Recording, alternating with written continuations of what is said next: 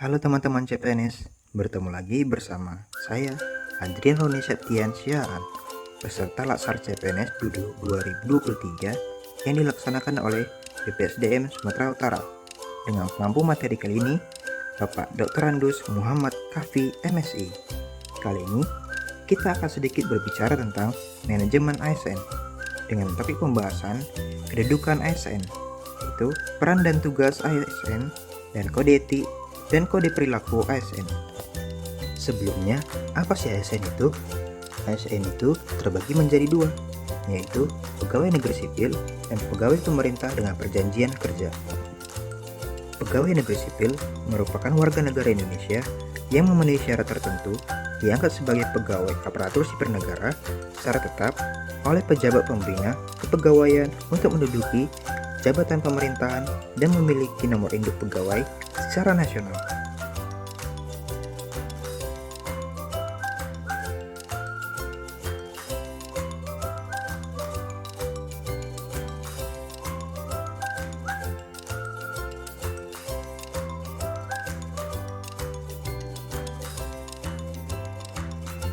Sedangkan P3K yaitu warga negara Indonesia yang memenuhi syarat tertentu yang diangkat berdasarkan perjanjian kerja untuk jangka waktu tertentu dalam rangka melaksanakan tugas pemerintahan sesuai dengan kebutuhan instansi pemerintahan dan ketentuan perundang-undangan.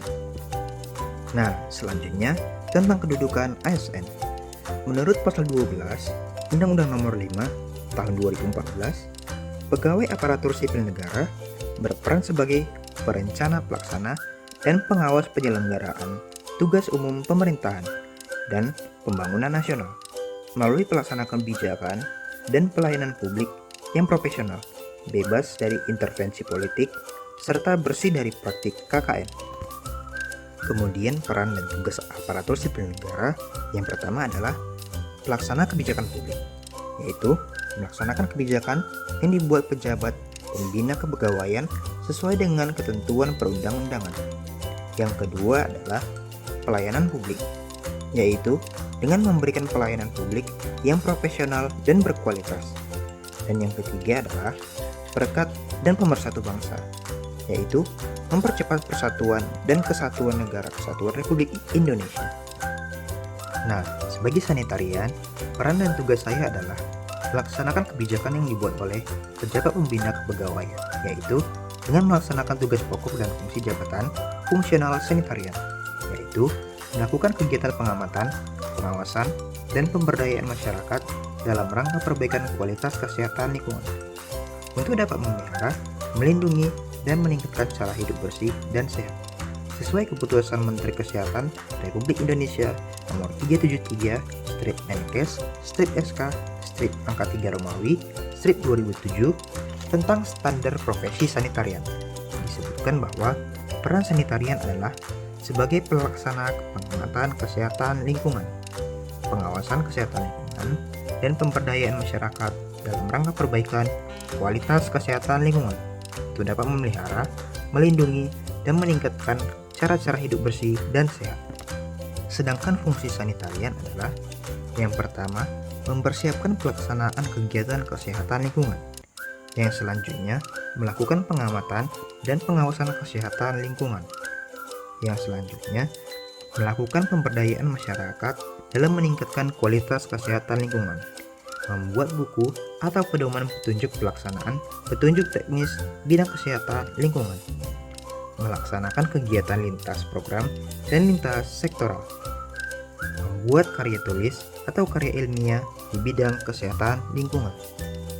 Selanjutnya, saya akan menjabarkan tentang hak dan kewajiban aparatur sipil negara, karena aparatur sipil negara terdiri dari PNS dan P3K. Maka, hak dan kewajibannya juga berbeda. Sama-sama mendapatkan gaji dan tunjangan, cuti, perlindungan, dan pengembangan potensi. Yang membedakan hanya pegawai negeri sipil mendapatkan tunjangan pensiun dan hari tua, sementara P3K tidak. Nah, kemudian beralih ke kewajiban ASN. Yang pertama ada setia dan taat kepada Pancasila, Undang-Undang Dasar tahun 1945, Negara Kesatuan Republik Indonesia, dan pemerintah. Yang selanjutnya, menjaga persatuan dan kesatuan bangsa. Ketiga, melaksanakan kebijakan yang dirumuskan pejabat pemerintah yang berwenang. Kemudian, mentaati ketentuan yang berlaku, peraturan perundang-undangan. Lalu, melaksanakan tugas kedinasan dengan penuh tanggung jawab. Selanjutnya, menunjukkan integritas dan keteladanan sikap, perilaku, dan tindakan. Kemudian, menyimpan rahasia jabatan. Yang terakhir adalah bersedia ditempatkan di seluruh wilayah Negara Kesatuan Republik Indonesia. Contoh kewajiban sanitarian. Yang pertama, mengikuti upacara, kemudian menyimpan rahasia negara, dan melaksanakan tugas sebagai sanitarian dengan penuh pengabdian, kejujuran, dan rasa tanggung jawab seperti melakukan kegiatan pemeriksaan air minum.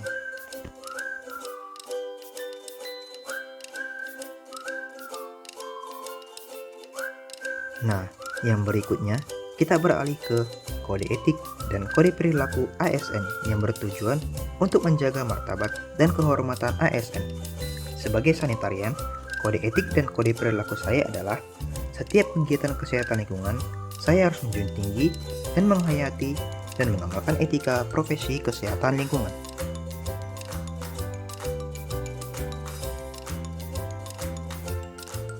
Dalam menjalankan tugas dan fungsinya, seorang sanitarian lebih mementingkan kepentingan umum daripada kepentingan pribadinya. Tidak membeda-bedakan latar belakang masyarakat yang dilayani. Menggunakan prinsip efektivitas, efisiensi, dan mengutamakan penggunaan teknologi tepat guna.